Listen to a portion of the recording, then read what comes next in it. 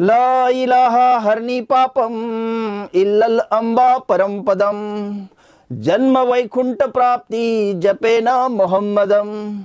ये अथर्ववेद का मंत्र कहा जाता है, इसे अनकही मंत्र कहते हैं। मतलब टॉप सीक्रेट, किसी से कहना नहीं। जब कोई ब्राह्मण सकरात में होता है और मरने की कगार पे होता है तो पंडित द्वारा ये मंत्र उस व्यक्ति के कान में कहा जाता है। अर्थ ये है कि अल्लाह के सिवा कोई पूज्य नहीं, ये तू मान ले, तेरे पाप धुल जाएंगे। स्वर्ग में जाना है तो मोहम्मद सल्लल्लाहु ताला अलैहि वसल्लम के मंत्र का जप कर, और वो मंत्र है ला इलाहा इल्लल्लाह मुहम्मदुर रसूलुल्लाह। इसका अर्थ है कि नहीं कोई पूज्य अल्लाह के सिवा, मोहम्मद सल्लल्लाहु ताला अलैहि वसल्लम अल्लाह के संदेष्टा है।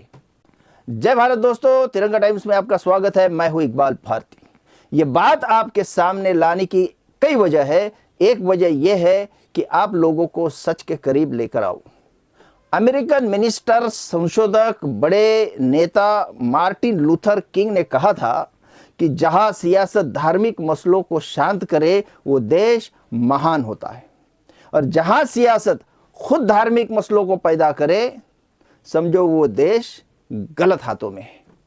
आज हमारे देश की स्थिति बहुत भयानक होती जा रही है, इसलिए कि यहाँ की सियासत खुद धार्मिक मसलों को पैदा कर रही है। मसलों में अगर तथ्य होता तो कुछ समझ में भी आ जाता, लेकिन तथ्यहीन मसले पैदा किए जा रहे हैं। सबसे बड़ा मसला पैदा किया जा रहा है हिंदू और मुस्लिम। इसमें खास बात यह है कि यह मसला पैदा करने वाला ना हिंदू है ना मुसलमान है, वो है मनुवादी ब्राह्मणवादी विचारधारा के लोग। अगर मैं सिर्फ ब्राह्मण कहता तो बात गलत हो जाती, क्योंकि बहुत सारे ब्राह्मण देश हित में काम करते हैं, अपनी जान माल दांव पर लगाते हैं, शांति बनाए रखने की कोशिश करते हैं, सत्य लोगों तक पहुंचाने की कोशिश करते हैं, असल धर्म को समझाने की भी कोशिश करते हैं। आरएसएस एक बहुत बड़ा संगठन है। वो जहरीला झूठा दुष्प्रचार करने के बजाय देश हित में, देश हित के लिए, देश प्रेम के लिए अगर कुछ कोशिश करता, भाईचारा बढ़ाने के लिए काम करता तो हमारा देश महासत्ता कब का बन जाता। लेकिन इनके गलत नीतियों की वजह से देश के टुकड़े हुए, देश बदहाल हुआ है। ये मैं नहीं कह रहा हूँ, ये कहते हैं, एक कहने वाले कई हिंदू स्कॉलर हैं, इनमें तो आरएसएस से जुड़े लोग भी हैं। आगे चलकर हम देखेंगे। मुसलमानों को किसी से नफरत नहीं है, वो प्यार मोहब्बत भाईचारे से ही रहता है, रहना चाहता है। इतिहास को ईमानदारी से देखा जाए तो ये सच सामने आ जाएगा। बल्कि कई हिंदू स्कॉलर इस सच को सामने लाने के लिए दिन रात कोशिश कर रहे हैं और कुछ ला भी रहे हैं। पूरे सृष्टि का निर्माता एक ही ईश्वर है, दूसरा कोई हो ही नहीं सकता। हिंदू, मुस्लिम, सिख, ईसाई, बौद्ध और जितने भी जीव जंतु हैं, सभी का पालनहार एक ही है। सारे जीवों में मनुष्य श्रेष्ठ जीव है, उसे ईश्वर ने अक्ल दी है। अब मनुष्य की जिम्मेदारी है कि वो अभ्यास करे, संशोधन करे और अपने एकमात्र ईश्वर के शरण में जाए। आज हम आपको हिंदू विद्वान स्वामी लक्ष्मी शंकर के भाषण के कुछ अंश सुनाते हैं। इनके पूरे भाषण को यूट्यूब पर आप देख सकते हैं। कक्षा 8 तक इतिहास में कुछ गलत इतिहास पढ़ा। उसके बाद इलाहाबाद यूनिवर्सिटी में पढ़ने आया कानपुर से। एक सब्जी मंडी मोहल्ले में रहने लगा तो कुछ टेंशन हुआ, आपसी तनाव। उसमें पहली बार मैंने नारा सुना, नारे तकबीर अल्लाहु अकबर। मुझे लगा, तो चूंकि तनाव था दोनों तरफ, मुझे लगा ये लड़ाई शुरू करने वाला नारा है। नारे तकबीर का मतलब मैं समझा लड़ाई शुरू करने वाला नारा। मैं उसका मतलब नहीं जानता था, अपने हिसाब से मैंने समझा। कुछ दिन रहने के बाद उधर आता जाता था तो कुछ जैसे जलसे होते थे, तकरीर होती थी, तो तकरीर में अक्सर नारा लगता था, नारे तकबीर अल्लाहु अकबर। मेरे जहन में आता था ये भी हर समय लड़ाई के लिए लोग ताल ठोकते रहते हैं, भैया बड़े लड़ाके हैं लोग। लेकिन बाद में मुझे पता चला कि इसका अर्थ है अल्लाह ही सबसे बड़ा है। अभी जो मैंने ओम पूर्णमदः पूर्णमिदं ये मंत्र पढ़ा, ये मंत्र अल्लाहु अकबर में समाया हुआ है। इतना बड़ा मंत्र 2 शब्दों में समाया हुआ है। ये अल्लाहु अकबर की महानता है।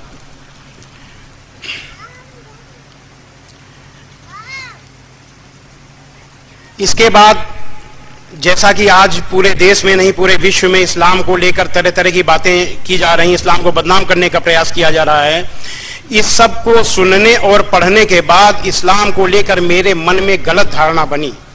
इसी गलत धारणा से अज्ञानतावश मैंने एक किताब लिखी, इस्लामिक आतंकवाद का इतिहास, जिसका अंग्रेजी ट्रांसलेशन हुआ, मुंबई से प्रकाशित हुआ, the history of Islamic terrorism. लेकिन बाद में कुछ कारणों से मुझे लगा कि कहीं इस्लाम को लेकर मेरा यह सोच गलत तो नहीं है, इसलिए मैंने दोबारा फिर से कुरान मजीद पढ़ी।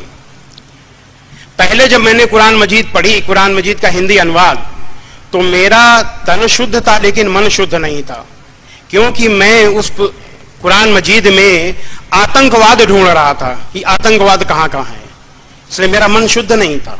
जाकी रही भावना जैसी, प्रभु मूरत देखी तिन तैसी, इसलिए मुझे उसमें आतंकवाद दिखाई दिया, उसमें अच्छाइयां मुझे नहीं दिखाई दी, क्योंकि मैं अच्छाइयां देखना ही नहीं चाहता था।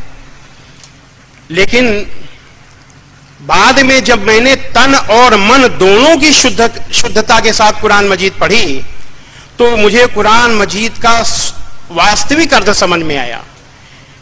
ईश्वरीय पुस्तकों की, ईश्वरीय किताबों की विशेषता होती है, उनका सही मतलब और मकसद समझने के लिए तन भी शुद्ध हो, मन भी शुद्ध हो। अगर मन शुद्ध नहीं हुआ तो आप नहीं समझ सकते। तो इस वास्तविक इस्लाम को जानने के बाद मेरी विचारधारा ही बदल गई, सोच ही बदल गया। पहले मैं सोचता था कि इस्लाम अरब से आया, विधर्मियों का धर्म है जो हिंदुओं का विरोधी है। लेकिन जब मैंने वास्तविक इस्लाम को जाना तो मुझे पता चला इस्लाम अरब से नहीं आया, इस्लाम परमेश्वर की ओर से आया हुआ धर्म है, जो केवल मुसलमानों के लिए या केवल अरब वालों के लिए नहीं बल्कि संपूर्ण मानवता के लिए आया।